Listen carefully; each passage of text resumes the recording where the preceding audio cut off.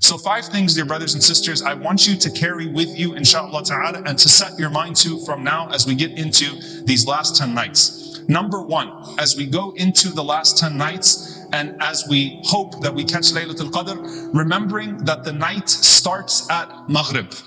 Remembering that the night does not start at Isha, but the night starts at Maghrib. And some of the Salaf, they mentioned that this is such an important point for us as we go into these precious nights, because how many people at the time of their breaking of the fast will lose out their Laylatul Qadr before they pray a single rak'ah of Taraweeh, before they even make it to Salat al-Isha. Why? Because over iftar, you might backbite, you might gossip, you might say something you should not be saying, you might do something that is not pleasing to Allah subhanahu wa ta'ala. And Ibn Qudama rahimahullah ta'ala said, and most of the people lose it in its early part of the night. May Allah subhanahu wa ta'ala protect us. Most of the people lose it in the early part of its night. It could be one comment that's made at the dinner table, one comment on your way, one joke that is told that should not be told in those nights, and of course should not be told at any part of the night.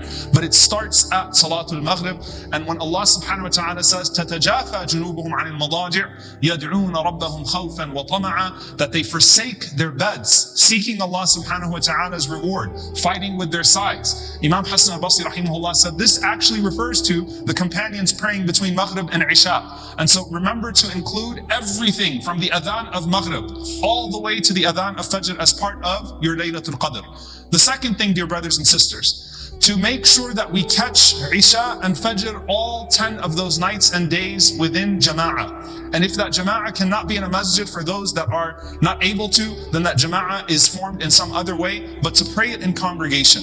And we know that because the Prophet ﷺ said that whoever prays Salatul Isha in congregation, Allah subhanahu wa ta'ala will write down for them the first half of the night in prayer. And whoever prays Salatul Fajr in congregation, in Jama'ah, Allah will write down for them the second half of the night in prayer. And so to put that in context, just very logically, to pray 3 hours in the night, but to miss Fajr, for example, or to miss your Isha would not be more pleasing to Allah subhanahu wa ta'ala.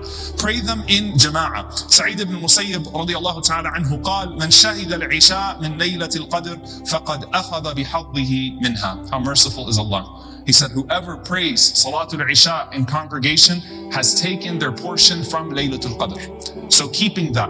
And if it is your regular habit and you're unable to do so, then Allah will have written it down for you anyway. But have the intention, inshallah ta'ala, for every night and day that you can to catch Isha and to catch Fajr in Jama'ah. And if you're unable to at that time, or if you sleep through one of them and it overcomes you and you pray at home, do not grieve. Allah subhanahu wa ta'ala writes down in accordance with the intention. So that's the second thing. Not to miss Isha or Fajr in Jama'ah in those nights. The third thing, what the Prophet ﷺ said authentically, that whoever prays Qiyam with the Imam until he finishes, Allah will write down for him the entire night in prayer.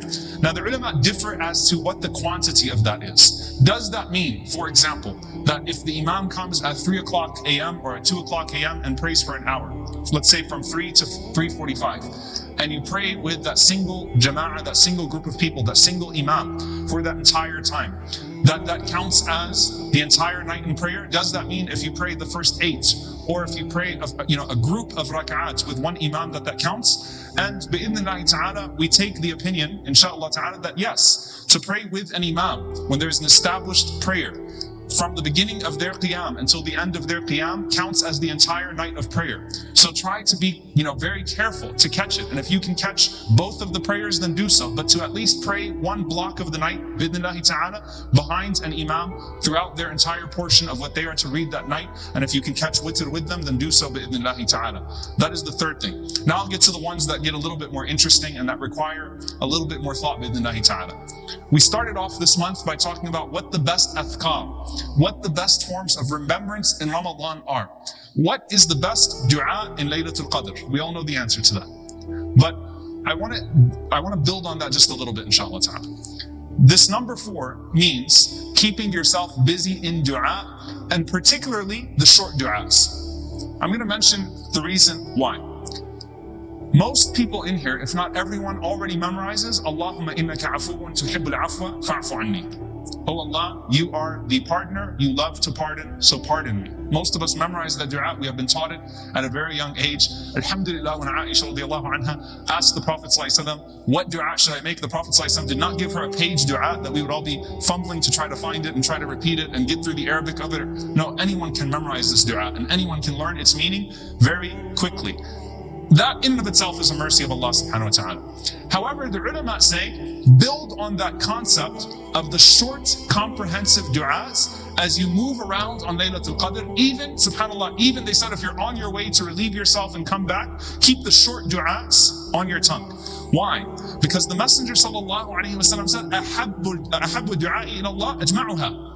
The most beloved of du'as to Allah, the most beloved of supplications to Allah are the ones that are the most comprehensive. What do you say in tawaf between al-Rukn al-Yamani and al-Hajar al-Aswad, the last round of tawaf? You just keep repeating what? رَبَّنَا آتِنَا فِي الدُّنْيَا حَسَنَةً وَفِي الْآخِرَةِ حَسَنَةً وَقِنَا عَذَابَ النَّارِ. As you're moving around, whatever you're doing, as you're trying to think of what you want to do next, as you're immersed in your du'as, sandwiched in between your personal du'as, use the short, comprehensive du'as you memorize from the sunnah of the Prophet ﷺ and let them engage you throughout the entire night. The short adhkar, the short forms of remembrance, and the short, comprehensive du'as from the Messenger ﷺ. Finally, dear brothers and sisters, number 5. This is the most comprehensive way to understand Laylatul Qadr, and it's very important. The narration about the Prophet ﷺ, إِذَا دَخَلَ الْعَشْرُ شَدَّ مِئْزَرَهُ وَأَحْيَا لَيْلَهُ وَأَيْقَظَ أَهْلَهُ sallallahu alayhi wasallam, that when the last 10 nights would come in, the Prophet ﷺ would tighten up his waist belt and he would give life to the night. He would enliven the night. The whole night was alive. What a beautiful expression. The night of the Prophet ﷺ was alive. And he would wake up his family. He would make sure that his family also was participating in it. Rasulullah ﷺ, when he said, do not turn your homes into graveyards. Assign a share of your salah to your homes. Don't turn them into graves. Why? Because dhikr gives life to the heart and it gives life to any space that we are in. Imam al-Shafi'i, rahimahullah ta'ala, he has a very important reflection on this hadith. He says that when you look at the companions of the Prophet sallallahu alaihi wasallam, some of them preferred to spend the night in praying. Some of them preferred to spend the night in qira'at al-Quran, in the recitation of the Quran. Some of them preferred to spend the night in dua. Some of them preferred to spend the night distributing their sadaqat. Each one of them had a regimen, and they weren't all the same. Because the Prophet ﷺ's description in this regard was simply give life to the night. All of the deeds that would give life to the night. And so every single Muslim is included in this category, that you have something to give life to every portion of the night. And within that, you diversify your good deeds. And an easy way to remember this, dear brothers and sisters, is that all of the good deeds that are preferred in Ramadan are even more preferred in the last 10 nights of Ramadan. And make sure there's a portion of each one of them in the last 10 nights. This is what Imam al-Nawawi rahimahullah ta'ala said.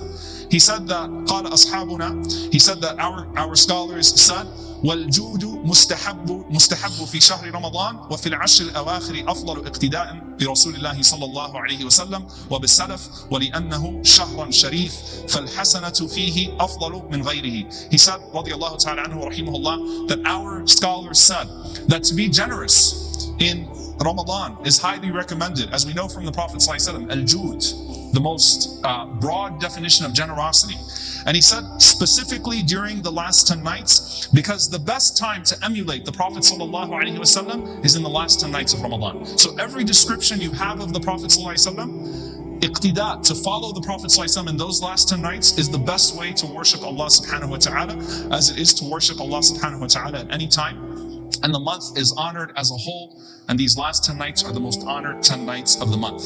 And subhanAllah, we find a connection between, particularly in that regard, dua and charity, dua and sadaqah, to al-qadr, to decree. Why? Because the Prophet ﷺ said that there are two things that affect your divine decree.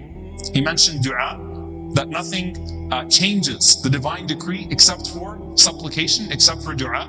And he mentioned sallallahu alaihi wasallam that nothing extends the life of a person except for a sadaqah, except for charity. That would actually form an extension, change the decree and extend a person's life. So you can find, what then on Laylatul Qadr, what then on the night of decree?